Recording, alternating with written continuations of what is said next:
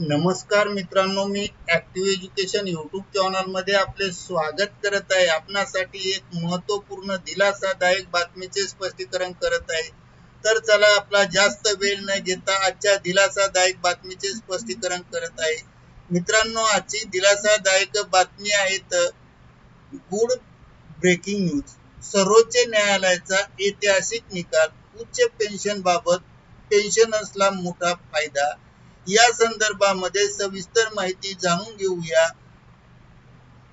नमस्कार मित्रांनो, पुन्हा एकदा आपले हार्दिक स्वागत। आताच्या घडीची सर्वात मोठी ब्रेकिंग न्यूज, पेन्शनधारकांसाठी मोठी आनंदाची बातमी।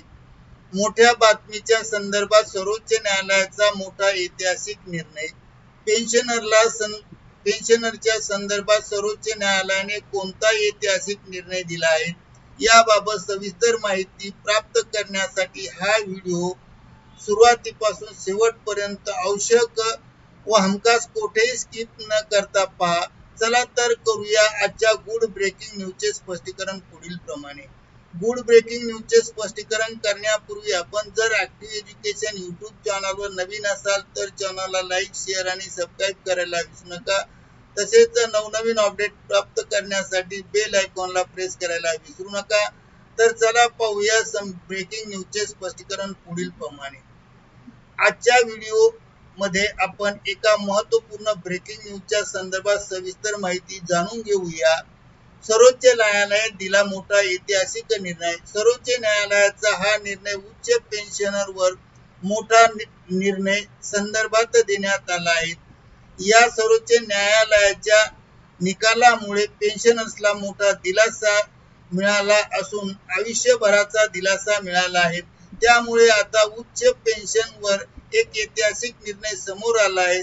सर्वोच्च न्यायालयाने असा निकाल दिला आहे की नियोक्त्याने केवळ कागदपत्रे सादर केल्यामुळे वाढीव दावे त्याचबरोबर नाकारू शकत नाही आणि म्हणूनच तसे प्रशासकीय चुका किंवा कर्मचाऱ्यांना त्रास होऊ नये म्हणून ईपीएफओने दावे नाकारण्याऐवजी पगाराच्या पावत्या, भविष्य निर्वाह निधीचे कागदपत्रे आणि बँक स्टेटमेंट यासारख्या उपलब्ध माहितीच्या आधारे सर्व दाव्याची स्वतंत्रपणे पडताळणी केली पाहिजे। पडताळणी करून योग्य निर्णय घेण्यास मदत होत असते। सर्वोच्च न्यायालयाने आपल्या निकालात असे म्हटले आहे की केवळ विशिष्ट कागदपत्रे सादर करण्यात अयशस्वी ठरले म्हणून ईपीएफओने कर्मचाऱ्यांचे कोणत्याही परिस्थितीत अर्ज नाकारू शकत नाही। जर नियोक्ता हा अयशस्वी ठरला आणि अपूर्ण स्वरूपाची माहिती दिली असेल तर ईपीएफओला पगाराच्या नोंदी आणि पीएफ योगदानाचा इतिहासासह पर्यायी नोंदीची व्यवस्था करणे बंधनकारक असणार आहे।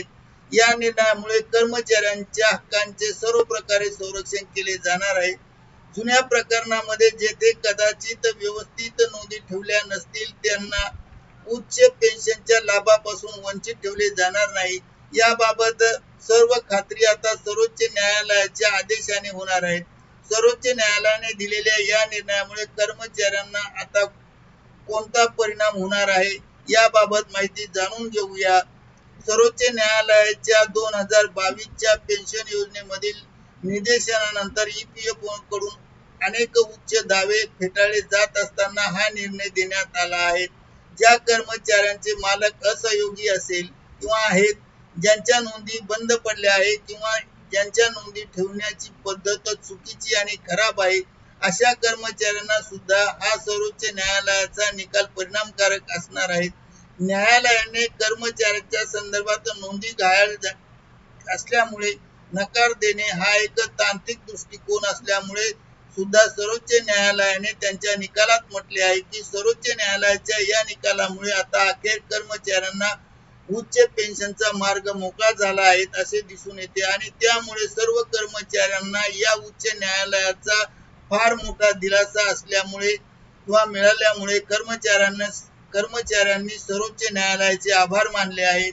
करिता ऍक्टिव्ह एज्युकेशन यूट्यूब चॅनलने आपल्या माहितीस्तव हा व्हिडिओ व्हायरल केला आहे। मित्रांनो, आपणास आवडल्यास लाईक, शेअर आणि सबस्क्राईब करायला विसरू नका। धन्यवाद। Thank you very much.